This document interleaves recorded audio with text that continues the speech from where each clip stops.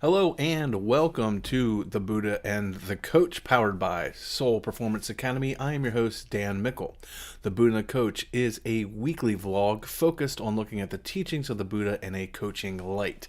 The Buddha and the Coach is proud to be sponsored by It's Called Normal Athletics.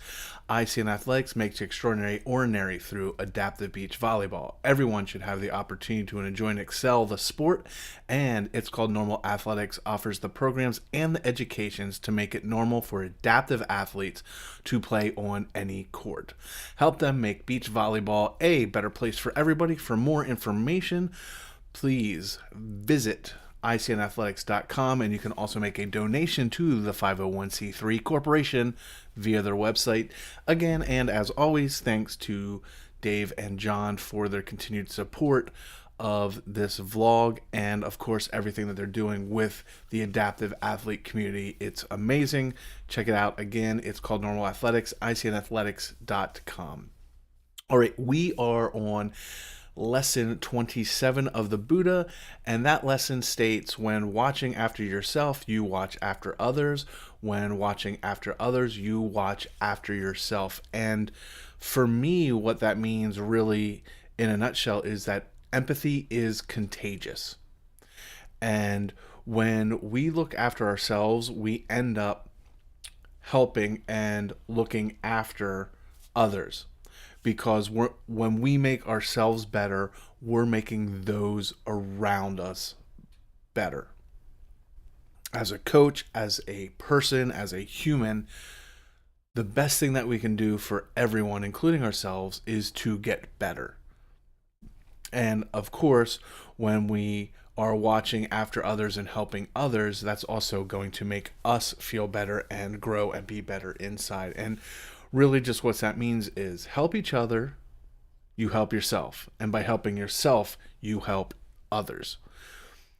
When we look at this in the coaching light, when we take the time to become better coaches, whether it's our tactics on the field or on the court, or whether it's just what we're doing to better ourselves as educators and coaches, it's going to force those around us to get better. They are going to have to keep up with us. Every time we get better, they need to get better to stay with us. It's always that chase, for lack of a better term.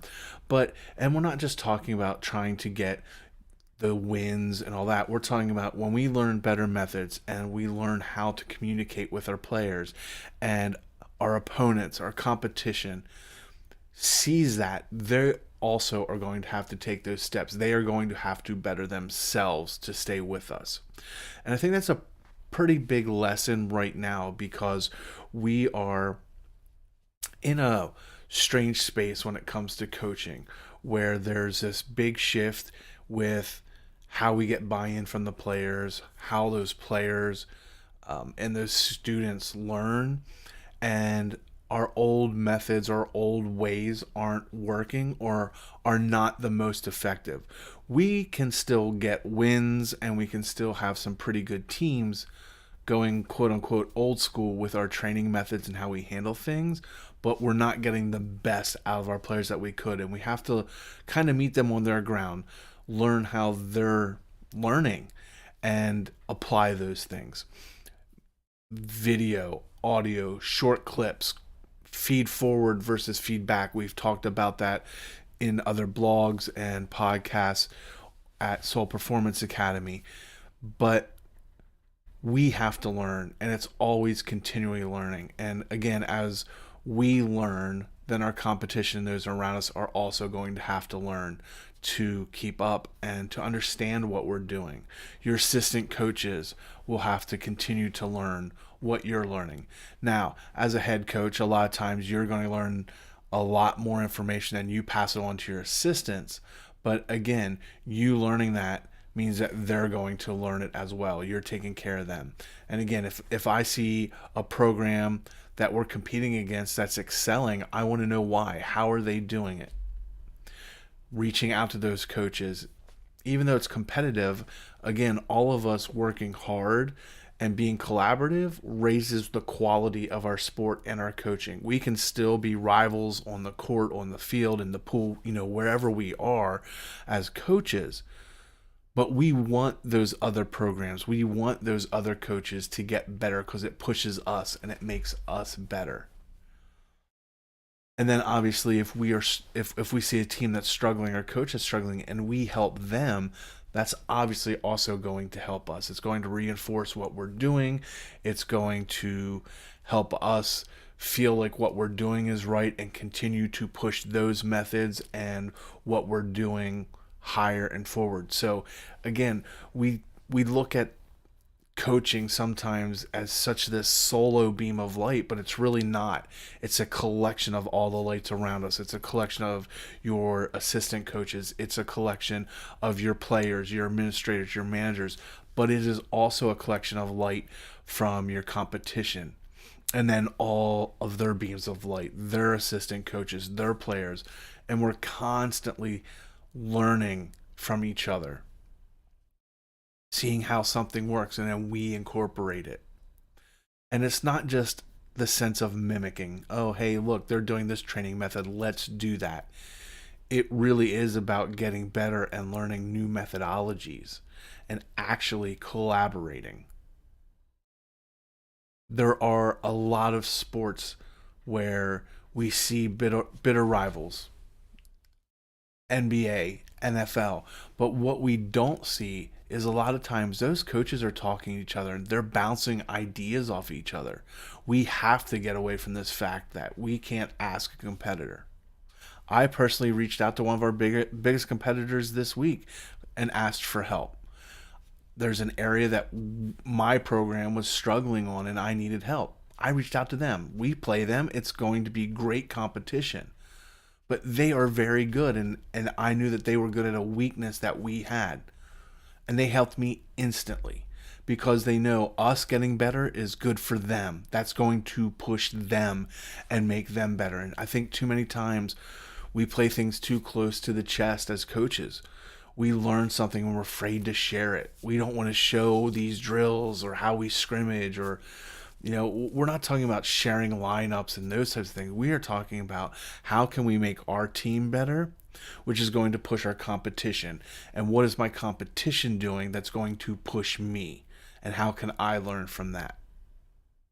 I probably spend just as much time in a match watching what my opponents do to learn not just how we can counter it, but hey, how does that work for them? And how can I incorporate it into what we're doing? So again, I realize that when the Buddha talks about all this stuff, it's not about coaching, but it's so practical. He's obviously talking about, when we take care of ourselves, it helps others. Me being healthy helps those around me. Me helping those others around us be healthy ends up helping me. So watching after ourselves helps everyone around us, and helping those around us helps us. And again, that is the same thing that happens in the coaching world. But we have to set our ego aside, our pride aside, and realize that we need that to get better. A great polarizing example right now is what Coach Prime is doing at Colorado. And leaving Jackson State, and what he did at Jackson State. He transformed them. He's already transforming things at Colorado, a team that hasn't done very well. But as he gets them better, it's going to make his conference better. It's going to make those that they play better. So it not only is going to help them get more wins and move up in the rankings, it's going to help those they play and those that they compete with get better as well. Too many times we look at the schedule and we say, oh, I can't wait till we play this team because that's going to be a win because it's, that team's down this year. We don't want that. We want the challenging games. We want teams that we play to have good records because they're going to push us. And I'm not talking about having good records number-wise and figuring out that. I'm talking about we want those teams to be good because we want them to push us and bring out the best in us. How many times have we seen in schools that have automatic burst. They play in a conference or they play in a league where there isn't any challenge for them and they blow through it. They go undefeated and then they make it into playoffs under bracket play, and then all of a sudden they're one and done and they're out because they've never been pushed or challenged. That's not fair to those players. It's not fair to the rest of the teams because they want teams to push them. They want to be made better by those teams. And that's what we need to think of as a coach. How can I help my team so it helps the teams around me? But also, how can I help other teams so that it helps me? If a coach reaches out to me and says, hey, what drill do you do for this? What game do you do for this? I get it all the time on the mental side. Hey, I have a player that's struggling with this. How would you help them? I don't care if they're competition because I want them at their best. I don't want to play a team when they're missing players because of the flu or they're sick. I want them at their best because it's going to push us to be the best. And the whole other side of this also is just the empathy factor. We struggle as coaches. Coaching is a tough profession. I don't want other coaches to go through that. If I can help a coach out and give them some pointers and say, hey, maybe try this, or this is how I dealt with this problem or this issue, of course I want to share that. But again, there's still this kind of old network where we're afraid to tell people our quote unquote secrets. We need to be willing to watch after others because it's going to help ourselves. Helping other coaches, helping other programs is going to help us. We're not going to give them our game plan. We're not going to give them the wins, but it's okay to help them. It's okay to help other coaches. We need more mentoring. We need more empathy in coaching. And I really, really think that this is how this lesson from the Buddha hits home. Again, when watching after yourself, you watch after others. When watching after others, you watch after yourself. When you help yourself, you're helping others. When you help others, you're helping yourself. We need to get back to helping each other. Stop being in these little islands with all these little secrets, and we're not going to tell anyone what we're doing. Share the knowledge.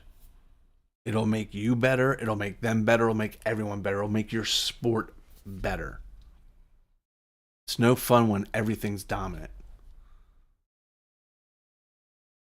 We're recording this during March Madness of 2023. Look at the men's bracket. Who would have thought those teams would have been the Final Four? But that's what makes it exciting. Those teams are getting better. Let's find out why. Let's share. Let's figure it out. Let's do all that. All right. That's our lesson. Again, to nail it home, when you watch after yourself, you're watching after others. When you watch after others, you're watching after yourself. Help yourself to help others to help yourself. That is lesson 27 of the Buddha. Again, you can subscribe to this vlog. Click the button wherever it's at down below me.